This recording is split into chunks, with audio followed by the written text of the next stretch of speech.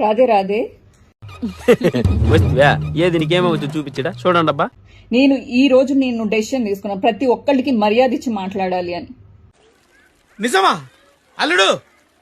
అంతకంటే ఇంకేం కావాలి సార్? కోటంగా కంగాను మాట్లాడితే ఐఎమ్ సో సారీ అండి, నాకు తెలీదు, నా బాధ అలాంటిది.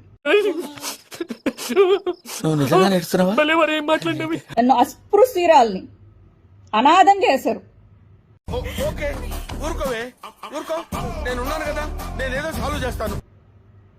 కానీ టీడీపీ అయితే అలా చేయదు.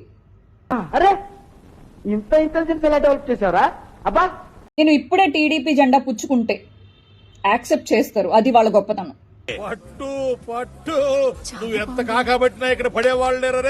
అనారోగ్యంతో ఉన్నానని చెప్పి రీసెంట్ గానే నేను ఇదేంటి సోషల్ మీడియా హెడ్లకు ఫోన్లు చేసి చెప్పాను నేను, సార్ నేను ఇలా ఇబ్బందులు పడుతున్నాను, నాకు కొంచెం ఏదైనా ఫినాన్షియల్ గా హెల్ప్ చేయండి అని చెప్పి. Very good decision but sorry results very bad. మేము పైన వాళ్ళని అడిగి చెప్తామని చెప్పేసి ఇప్పటి వరకు అడ్రస్ లేరు, ఎవరికి పద్ధతి లేదు, ఎవరికి బాధ్యత లేదు, ఎవరికి జాలి లేదు. వైఎస్ఆర్సీపీ కోసం వాళ్ళు సొంత డబ్బులు ఖర్చు పెట్టుకున్న వాళ్ళు అనేక మంది రోడ్ల మీద ఉన్నారు. సర్వనాశనం చేసావు దరిద్ర పెదవా.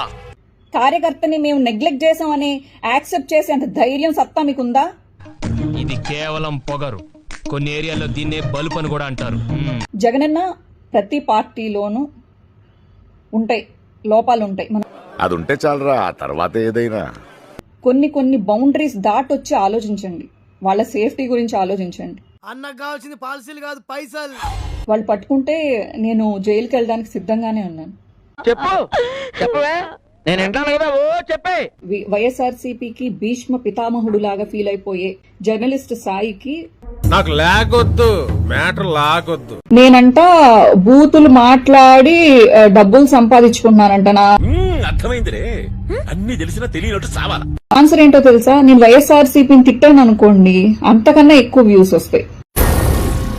ఏం మాట్లాడుతున్నావురా, నరాలు కట్ అయిపోయింది. ఆన్సర్ ఏంటో తెలుసా? నేను వైఎస్ఆర్సీపీని తిట్టాను అనుకోండి, అంతకన్నా ఎక్కువ వ్యూస్ వస్తాయి.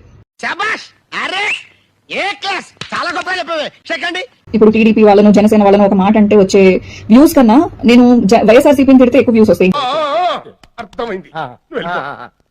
బోర్గడ్డ వాళ్ళని లేకపోతే అతనితో నన్ను ఎందుకు కంపేర్ చేస్తున్నావు? పిచ్చా నీకు?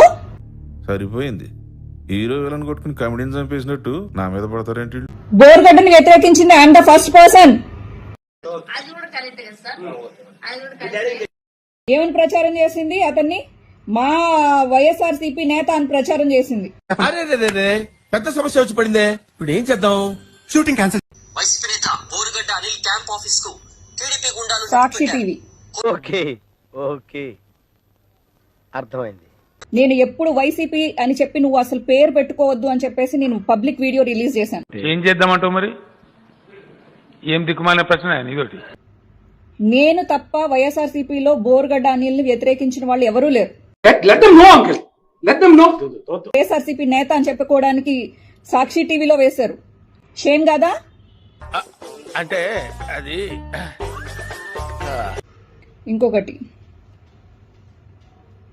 ఈవిడ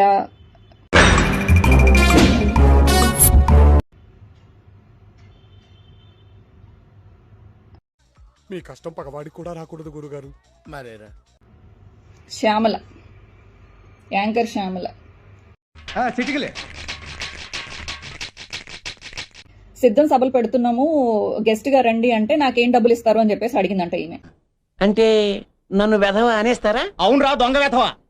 షికాగో సెక్స్ రాకెట్ లో ఏవో అప్పట్లో మీడియాలో వార్తలు వినిపించినాయి. అందులో తప్పే ఉంది, అది ఆర్ట్. బోరుగడ్డ అనిల్ ని వైఎస్ఆర్సీపీ నేత అని అన్నారు. ఈ సెక్స్ రాకెట్ లో పట్టుబడిన కొంతమందిని వైఎస్ఆర్సీపీ నేతలు అని చెప్పేసి